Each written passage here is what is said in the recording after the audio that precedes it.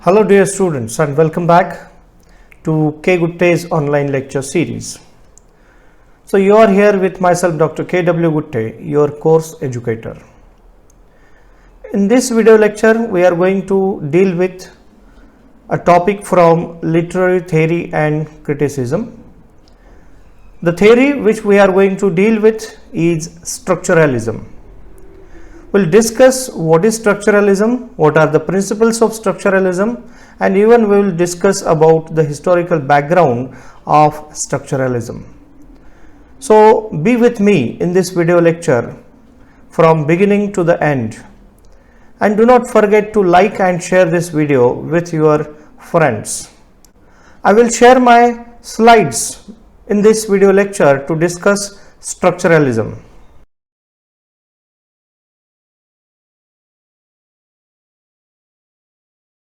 Structuralism, जिसे हिंदी में संरचनावाद भी कहा जाता है, throughout 19th and 20th century, a philosophy, linguistics, the science of language was much vogue.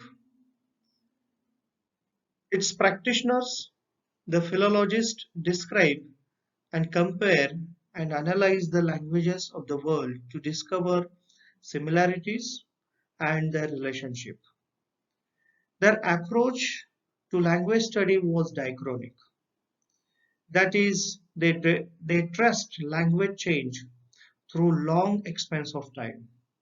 They investigate how particular phenomena in one language has changed through several centuries and what similar change could be noted in other languages.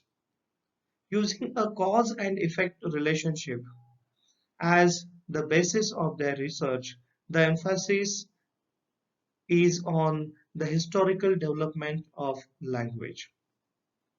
So in structuralism, the philologists who were analyzing the different languages of the world, they were comparing the different languages of the world to study the language. Their approach to the language study was diachronic. They were going to study the language through long expanse of time, and they were going to investigate what are the changes through the several centuries and what are the changes, similar changes, and what were the differences in the language. And they were using a relationship of cause and effect to study the different languages of the world. And they were emphasizing on the historical development of the language. ये भाषा का स्वरूप और भाषा को जानने के लिए दुनिया भर की अलग अलग भाषाओं का अभ्यास या अध्ययन करने के बाद, और ये अध्ययन कर रहे थे, और उस अध्ययन में बहुत सारे देशों की भाषा उनने अध्ययन के लिए चुनी, और पिछली सदी में कैसी भाषा थी, उसके बाद कैसी भाषा उसमें बदलाव आया, ये सब changes in the language through long expanse of time, they were going to investigate this thing कि कैसे भाषा में परिवर्तन आया, सदियों से उसमें कैसे परिवर्तन आया, और ऐसी कौन सी भाषाएं थी जिसमें कालानुरूप कैसे बदलाव हुआ, कौन सी ऐसी भाषा है जिसमें कुछ समानताएं हैं, कुछ उसमें डिफरेंसेस है, ये जानने की कोशिश की। और उनका जो अध्ययन का तरीका था कि वो they were studying the historical development of language, कि कैसे ये हिस्टोरिकली लैंग्वेज डेवलप हो चुकी, या सदियों से लैंग्वेज कैसे उसमें बदलाव आते गए और भाषा कैसे और सशक्त बनी, इसके बारे में ये अध्ययन करना चाहते थे। 19th century philologists were emphasizing on the historical development of the language. They were studying the similarities and dissimilarities of the language. Structuralism as an approach organized with the revolutionary ideas of Swiss linguist Ferdinand de Saussure. Saussure used the word structure in a very particular and innovative way. Structuralist critics do not use the word structure to mean a building or construction. कि ये जो structuralism approach है, संरचनावाद, ये जो सिद्धांत है, एक बहुत क्रांतिकारी विचारों से भरा हुआ है। शुरुआत में ये जो स्ट्रक्चर, ढांचा, ये जो शब्द है शुरुआत में फर्डिनांड डी सश्योर, ये जो स्विस लिंग्विस्ट है, इन्होंने ये शब्द पहले यूज किया कि बहुत अलग तरीके से इसको यूज किया। And structuralist critics do not use the word structure to mean a building or construction. कि उन्होंने ये जो शब्द यूज किया स्ट्रक्चर, ये किसी इमारत के लिए या किसी ढांचे के लिए उन्होंने कंस्ट्रक्शन के लिए यूज नहीं किया। It refers to a set of interrelations between invisible principles and visible form of those principles within a system. So there is a system. That system works on the principles. ये उनका कहना है कि कोई भी ढांचा, कोई भी चीज कार्यान्वित होने के लिए उसको कुछ प्रिंसिपल्स उसमें होते हैं। So there is an interrelationship between that concrete form and invisible principles. So there is the interrelationship between invisible principle and visible form, and that principles make active, that principles make it in action to that concrete form or visible form. और किसी भी ढांचे को कार्यान्वित करने के लिए उसमें जो न दिखाई देने वाला कोई तत्व होता है, प्रिंसिपल होता है, कोई प्रणाली होती है, और इस प्रणाली में जो इनविजिबल प्रिंसिपल्स है और विजिबल फॉर्म है, इस विजिबल फॉर्म होके फायदा नहीं है। जब तक उसमें कोई इनविजिबल प्रिंसिपल नहीं होता तब तक वो विजिबल फॉर्म कार्यान्वित नहीं हो सकता। So this is the system, and that invisible principles are important in any system to function that visible form. The invisible principles organize the structure of a structure into its concrete form and control its functioning. So this invisible principle organizes the whole structure into its concrete form. तो वो जो invisible principal है, जो न दिखाई देने वाला जो एक तत्व है किसी भी चीज का, वो उस चीज को एक साथ बांध के रखता है। That organize the structure into a concrete form. उस ढांचे को एक कॉन्क्रीट फॉर्म में रखने के लिए किसकी जरूरत होती है? That invisible principle. That invisible principle control its functioning. और उस फॉर्म को, उस ढांचे को कौन नियंत्रित करता है? तो वो इनविजिबल प्रिंसिपल है। फॉर एग्जाम्पल, यहाँ पे एक उदाहरण दिया है। उदाहरण के तौर पर, consider a colony that contains buildings of the same size and design. An architect can study the structure of one of the buildings and can try to understand the underlying principles that made a structure of all buildings possible. कि उदाहरण के तौर पर हम एक उदाहरण देखते हैं, एक कॉलोनी है और उस कॉलोनी का हमें अध्ययन करना है कि उस कॉलोनी में एक ही तरह के घर हैं, साइज में और डिजाइन में, कि उस वास्तु विशारद ने, आर्किटेक्ट ने वो कैसे उसको बनाया है, ये देखने के लिए हमें हर एक घर में जाकर देखने की जरूरत नहीं है। If we study one house और one building, then we can understand the whole structure of that colony. We can understand that if we understand the underlying principle that made the structure of all buildings possible. अगर हमें वो तत्व पता चला जिसके ऊपर ये सभी इमारतें खड़ी हैं, तो हमने एक इमारत का अध्ययन करने के बाद हर एक इमारत का अध्ययन करने की जरूरत नहीं है, because that colony is based upon one underlying principle and that the structure thus becomes a set of underlying principles. और इसलिए जैसे एक कॉलोनी में जब सभी एक तरह के घर है, इमारतें हैं, तो हमने एक इमारत को देख के सभी इमारतें कैसी है इसका अंदाजा आता है, because there is the same underlying principle in every building of that colony. So structure becomes a set of underlying principle that controls the organization and working of any system. इसलिए हर एक ढांचे में that there is one underlying principle कि उसमें एक अंतर्निहित तत्व होता है, सिद्धांत होता है जो उसको कार्यान्वित करता है।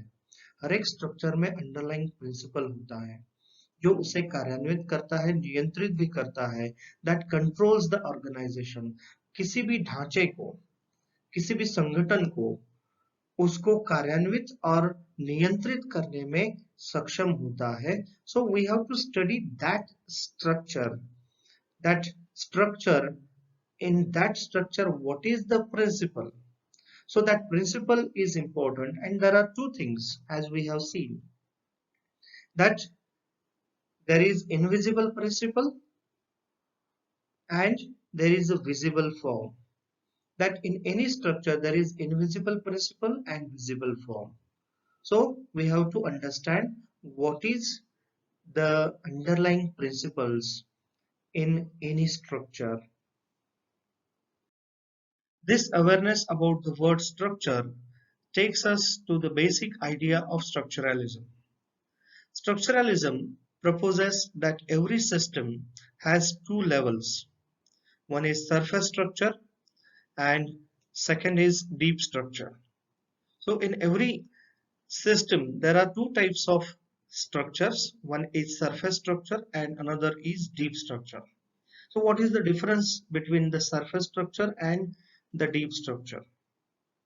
So surface structure is physical. Surface structure और डीप स्ट्रक्चर ये किसी भी सिस्टम के दो लेवल होते हैं। किसी भी सिस्टम में ये दो लेवल होते हैं। एक लेवल होता है सरफेस स्ट्रक्चर, सतह संरचना, और डीप स्ट्रक्चर, गहरी संरचना। Surface structure which is physical and observable. जो सरफेस स्ट्रक्चर एक भौतिक होता है और स्पष्ट होता है, ऑब्जर्वेबल होता है, and that can be observed in number of human activities, behaviors and objects. तो सरफेस स्ट्रक्चर इसको हम देख सकते हैं बहुत सारे मानवीय गतिविधियों में, बिहेवियर में, व्यवहार में, या किसी वस्तु में हम इसको देख सकते हैं। तो इसका मतलब क्या है? सरफेस स्ट्रक्चर ये स्पष्ट होता है और भौतिक इसकी संरचना होती है, सतह संरचना इसे कहते हैं surface structure. How deep structure is different from surface structure? Deep structure is a set of principles that lies below the surface structure. तो ये एक सिस्टम के दो भाग हैं, डीप स्ट्रक्चर और सरफेस स्ट्रक्चर। तो डीप स्ट्रक्चर एक सिद्धांत समूह है, set of principles that lies below the every surface structure. कि किसी भी सतह संरचना के अंदर जिसे ये कार्यान्वित करता है वो ये तत्व है, एक सिद्धांत है डीप स्ट्रक्चर कि that is invisible. That deep structure is invisible. ये स्पष्ट नहीं होता, जो दिखाई नहीं देता, ये उसके अंदर होता है एक फिजिकल स्ट्रक्चर जो हमें दिखाई देता है, आंखों से स्पष्ट होता है। उसको कार्यान्वित करने के लिए उसमें एक डीप स्ट्रक्चर होता है जो हमें आंखों से नहीं दिखता, and that is the set of underlying principles. It is abstract and invisible. Deep structure क्या होता है? एक अमूर्त होता है और अदृश्य होता है. Deep structure is abstract and invisible. Physical structure, that surface structure is physical and observable, and deep structure is abstract and invisible. To understand better, let us take the example of a computer. So we have an example of a computer. The surface structure of a computer is its monitor, keyboard and mouse. कि किसी भी computer में, अगर एक उदाहरण के तौर पर हम एक कंप्यूटर का उदाहरण लेते हैं, कि किसी भी कंप्यूटर में हमें जो दिखाई देने वाले हिस्से होते हैं कंप्यूटर में, वो होता है मॉनिटर, उसका कीबोर्ड और एक माउस. तो ये तीन चीजें लगभग सभी कंप्यूटर में हमें संगणक में दिखाई देते हैं. This is the structure that meets our eyes, जो हमें दिखाई देता है. अभी हमने देखा कि surface structure is physical and observable. So these parts of the computer, keyboard, monitor and mouse, these are visible and these are the parts of the surface structure. And we may come across many computers of different size and makes, but these various sets are based on some underlying principles, that is its deep structure. और हम किसी भी computer का अगर हम देखते हैं तो, या किसी भी कंपनी का कंप्यूटर हो, चाहे वो एचपी का हो, चाहे डेल का हो, या चाहे एप्पल का हो, उसमें सभी में एक मॉनिटर है, सभी में एक कीबोर्ड है, सभी में एक माउस है. ओके, सीपीयू वगैरह सभी में होता है. तो ये चीजें रहते ही है. कीबोर्ड के सिवाय हमें हम टच स्क्रीन भी बोलते हैं, तो वो भी एक तरह का कीबोर्ड है. That is the underlying principle. So in every computer there is underlying principle, that is its deep structure. कि इन तीनों चीजों को एक साथ जोड़ने के लिए एक तत्व है, एक प्रिंसिपल है, जिससे ये तीनों चीजें एक दूसरे के साथ एक तत्व से, सिद्धांत से जुड़े हुए हैं. और चाहे वो किसी भी कंपनी का कंप्यूटर है हो, उसे हम कार्यान्वित करते हैं. खाली कंप्यूटर में सिर्फ मॉनिटर नहीं होता या उसमें कीबोर्ड नहीं होता. So to function this computer, there is one underlying principle, कि ये अदृश्य उसमें एक तत्व है, सिद्धांत है, जो उसे कार्यान्वित करता है. लगभग सभी कंप्यूटर में ये सरफेस स्ट्रक्चर और डीप स्ट्रक्चर होता है. It is this structure that organizes computers of all kinds into their physical forms. तो इस स्ट्रक्चर में कौन सा भी कंप्यूटर हो, किसी भी प्रकार का कंप्यूटर हो, वो उसको ऑर्गेनाइज करता है एक फिजिकल फॉर्म में. उस फिजिकल फॉर्म में क्या होता है? एक मॉनिटर है, कीबोर्ड है और माउस है. So that this in this structure, that all these things are being organized by underlying set of principles, by deep structure, to make it function. Language is another example of a system where we can observe such levels of structural organization. Language consists millions of words, and that is its surface structure. But the use of those words by speakers in different situations and in specific patterns constitutes its deep structure. Sounds are uttered in different ways when used for different purposes. This creates a particular set of underlying principles for the sake of utterance, and the study of such principles, that is called phonetics. Along with pronunciation, organization of words, which we call grammar in more general terms, into patterns, is based on certain underlying principles. This underlying structure makes the exchange of words meaningful. For our convenience, let us consider the following utterance. They show the working of structure and deep structure. भाषा भी एक प्रणाली है, system है. We can observe this language on structural level. Language as a structural organization. इसमें फिर structure में दो प्रकार आते हैं, सरफेस स्ट्रक्चर और deep structure. So language consist millions of words. कि भाषा में लाखों करोड़ों शब्द है. ये शब्द इस भाषा का सरफेस स्ट्रक्चर है.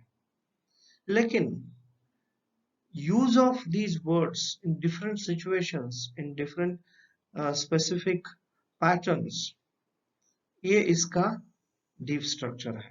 शब्द वही है लेकिन अलग जगह अलग तरीके से कैसे उसको इस्तेमाल किया जाता है, इसे उस भाषा का डीप स्ट्रक्चर कहा जाता है. एक ही शब्द है लेकिन उस शब्द का अलग अलग जगह पे इस्तेमाल करना, अलग अलग संदर्भ से उसका इस्तेमाल करना, इससे उस शब्द का अर्थ बदलता है. तो शब्द क्या है? भाषा का सरफेस स्ट्रक्चर है. और वो कहाँ पे यूज करना है, कहाँ पे उसको इस्तेमाल करना है, कैसे इस्तेमाल करना है, ये उसका डीप स्ट्रक्चर है. और जो भाषा में जो साउंड्स है, every language has different kinds of sounds and sounds uttered in a different ways for different purposes. लेकिन ये जो साउंड है उसका भी ध्वनि है, उसका भी अगर हम अलग अलग ध्वनि को एकत्रित करके उसका उच्चारण करते हैं तो उसका अर्थ बनता है. So we use these sounds in different situation and in different way.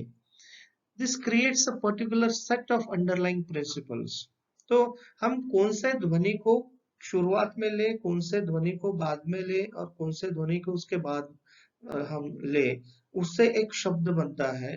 उसका भी एक underlying principle है. And that is called the study of the sounds is called phonetics. Such principle of the study of the sounds is called the phonetics. And along with the pronunciation, that the words can be organized in one pattern, and that is based upon underlying principle, that is the grammar of the language. How words can be used, whether the subject can be used at the beginning or the end, whether the verb can be used at the beginning of the sentence or at the end. So there is also a grammar, and grammar is the underlying principle. There is a pattern of the use of the word. So we can have the grammar, we can have the phonetics. Grammar has its own rules, and even the phonetics, that sound can be combined in a different pattern. So there is phonetics and there is grammar. For our convenience, let us consider the example. Raju plays tennis. Surendra is clever. These are the two sentences. That there is one underlying principle in these two sentences. Raju plays tennis and Surendra is clever. That in both sentences, when you look at these sentences, that in every sentence there is subject, and in every sentence there is a predicate. So we can create many sentences in this structure. Raju plays tennis, Surendra is clever, means we are making two sentences using subject plus predicate. So we can make a number of sentences on this structure.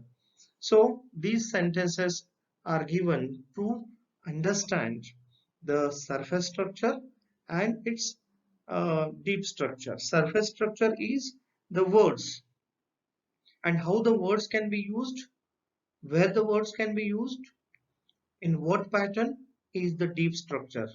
When we uh, change the sequence, tennis plays Raju, then there is no structure, that it will not have the meaning. So we have to make the sentence that first we have to have subject and then predicate. Raju plays tennis. Surendra is clever. Sham is very tall. So we can make number of sentence uh, in this pattern, in this structure. In these two examples, the utterance are surface structures. Raju plays tennis. Surendra is clever. So these examples are the utterances. These are the utterances. They are called surface structures, and they are based on the deep structure, as we have already discussed that these two sentences are based on the structure, that is subject plus predicate, subject plus verb.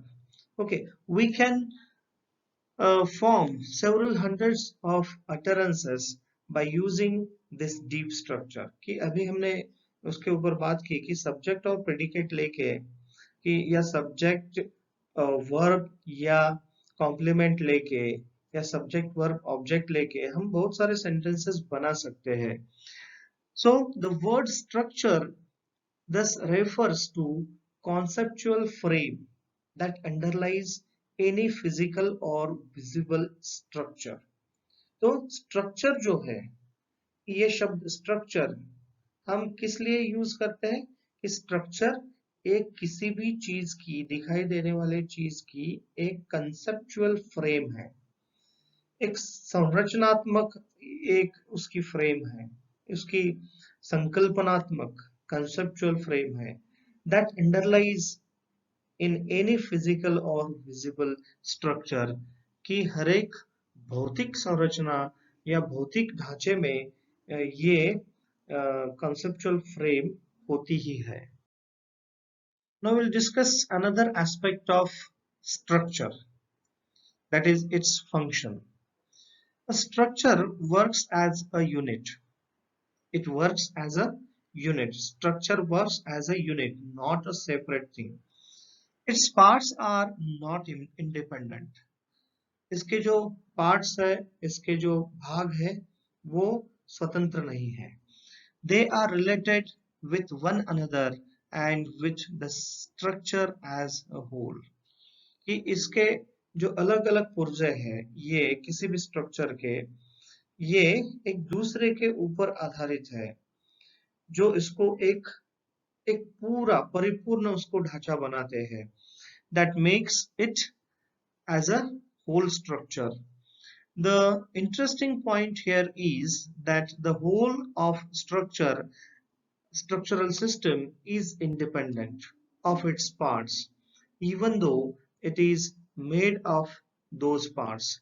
लेकिन जिस प्रणाली में अलग अलग भाग है, वो प्रणाली स्वतंत्र है, क्योंकि अगर ये प्रणाली में जो अलग अलग पुर्जे हैं वो एक दूसरे के ऊपर आधारित है, लेकिन जो प्रणाली है, ये प्रणाली इन पुर्जों की मोहताज नहीं है. मतलब इसमें से, इस स्ट्रक्चर में से एक आधा पार्ट चला गया तो ये प्रणाली बंद नहीं होगी. It will modify itself in the course of time. The interesting point here is that the whole of the structural system is independent of its parts, even though it is made of those parts. Due to the interrelationship of parts and the whole, the structure remains active and keeps on changing. Because there is a interrelationship between the parts and the whole. अलग अलग पुर्जे और ये पूरी एक system, इसमें एक inter relationship है, एक दूसरे के ऊपर ये आधारित है.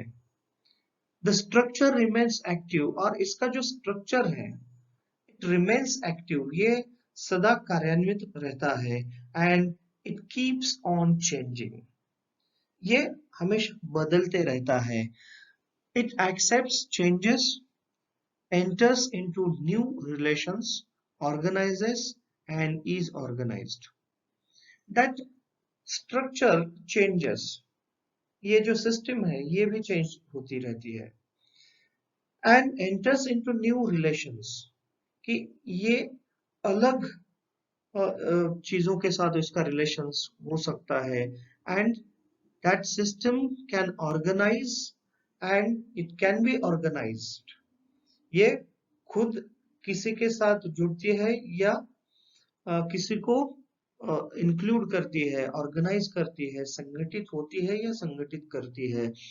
It produces new elements. In the case of a language, new utterance in its process of change. अगर हम भाषा के तौर पर भाषा के बारे में बात कर रहे हैं तो भाषा एक सिस्टम है और इस सिस्टम में बहुत सारे नए शब्द हर एक भाषा में नए अटरेंसेस जुड़ते जाते हैं. पुराने अटरेंसेस वो हम भूलते जाते हैं, पुराने शब्द भूलते जाते हैं, नए शब्द ऐड होते हैं. आर्केक वर्ड कभी कभी यूज में नहीं होते. These new elements are the part of that structural system and they follow the rules of that system. तो भाषा के एलिमेंट्स क्या है? उसके शब्द हैं, उसका ग्रामर है, फोनेटिक्स है. तो इस भाषा के अलग अलग एलिमेंट इसके स्ट्रक्चर में ऐड होते रहते हैं क्योंकि there is a development in every system, in every structure. And when a new element is being added into the language as a system, that new element will follow the rules of that system.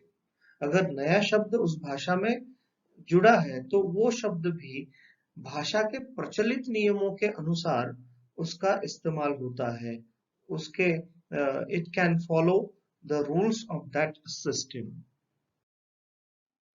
Structuralism believes that structure originates from the human mind. In other words, human creates structures and that structure organizes and classifies activities or objects in nature. Thus, understanding of the word structure helps us to know its application in fields of linguistics, anthropology, psychology and literature. ये जो संरचनावाद है इसका ऐसा मानना है कि ये जो संरचना है, स्ट्रक्चर है, ये मानव के मस्तिष्क की उपज है. It originates from the human minds. And in other words, human creates structures. मानव ही संरचना बनाता है, सैद्धांतिक एक फ्रेमवर्क बनाता है. And that structure organizes and classifies. और ये संरचना ही किसी चीज को वर्गीकृत करती है, आयोजित करती है, जो हमारी गतिविधियां है या जो कोई वस्तु है उसको ऑर्गेनाइज करती है, क्लासिफाई करती है. स्ट्रक्चर ही उसको ऑर्गेनाइज करता है. That structure organises and classifies activities or objects in nature. So, to understand the word structure, we have to understand deep structure and we have to understand surface structure, and then we have to know its application in the fields of linguistic, anthropology and psychology and literature. ये structure हम कहाँ इस्तेमाल कर सकते हैं? इसको हम भाषा शास्त्र में यूज कर सकते हैं. We can use it in anthropology, मानव विज्ञान में इसको हम यूज कर सकते हैं. इसका उपयोग हम मनोविज्ञान में, साइकोलॉजी में और साहित्य में भी हम इसको उपयोजित कर सकते हैं या उपयोग में ला सकते हैं. Historical background of structuralism. संरचनावाद की ऐतिहासिक पार्श्वभूमि. Structuralism was an intellectual movement in Europe in the half of 20th century. 20वीं सदी के बीच में एक बौद्धिक आंदोलन था. It organized from the revolutionary ideas of Swiss linguist Ferdinand de Saussure. और फर्डिनांड डी सश्योर के क्रांतिकारी विचारों से उत्पन्न हुई एक संकल्पना है संरचनावाद. Who was this Ferdinand Saussure?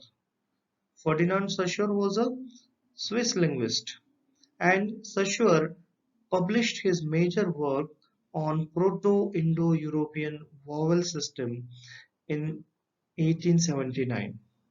He was a professor of Sanskrit and comparative grammar at University of Geneva. He is known for his pioneering work, Course in General Linguistics. This work was in fact a collection of his lecture notes and other materials taken down by his students. Saussure analyzed language as a structural system. कि उनको ऐसा लगता था कि एक भाषा की एक संरचना है.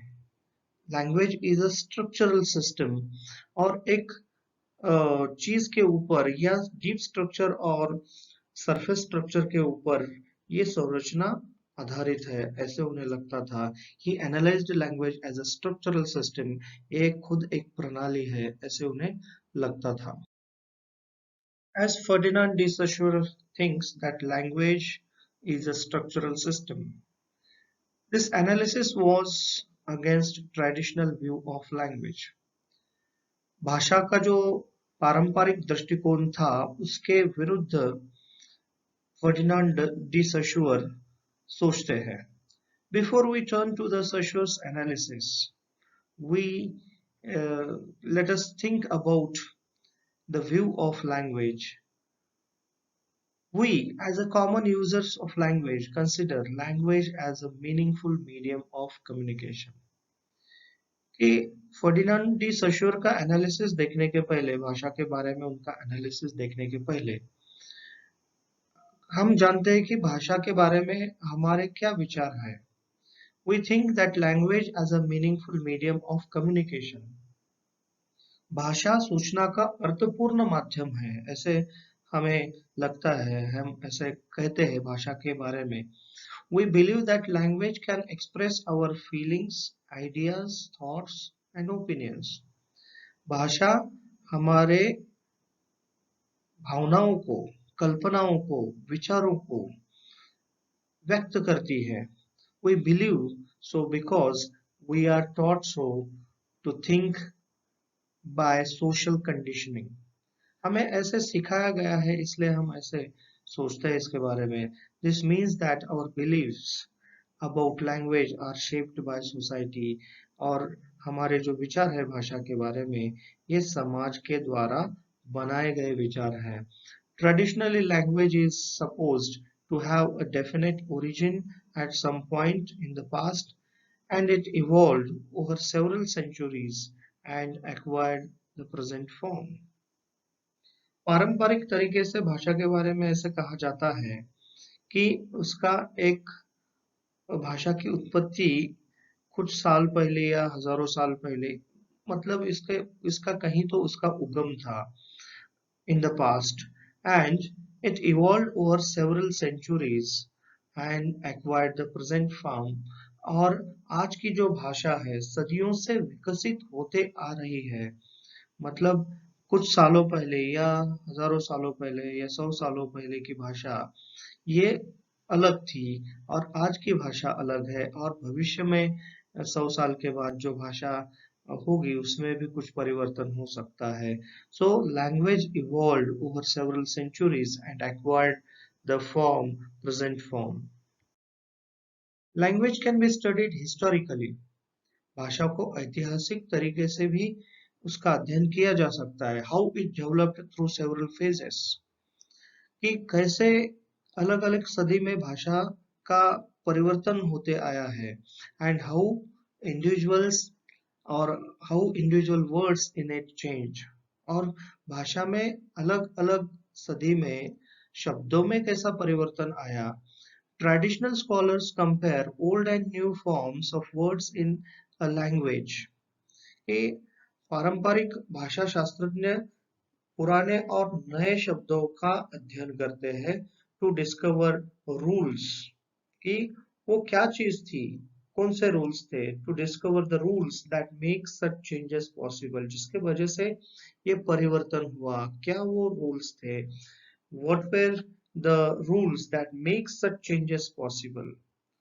Saussure called this traditional approach the approach to study language historically.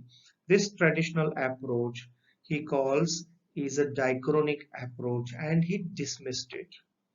So Ferdinand de Saussure dismissed the traditional approach, that is diachronic approach. So there can be question, MCQ question on this, and there was the MCQ question in few past question papers. Ferdinand de Saussure dismissed dash dash approach. कि उन्होंने कौन सा approach खारिज किया भाषा के बारे में. The answer is diachronic approach. Another idea Ferdinand de Saussure discussed was about the language and its relation to reality. Traditional scholars believed that words directly refer to objects they describe. कि Ferdinand de सशोर ने language और उसका relation किसके साथ, reality के साथ, इसके बारे में कुछ डिस्कशन किया है. ट्रेडिशनल स्कॉलर्स उनको लगता है कि कोई शब्द उस वस्तु को डायरेक्ट रेफर करते हैं. For example fan, a word fan refers directly to a thing that has three blades which move in circle. The word in this case is assumed to contain the meaning it refers to.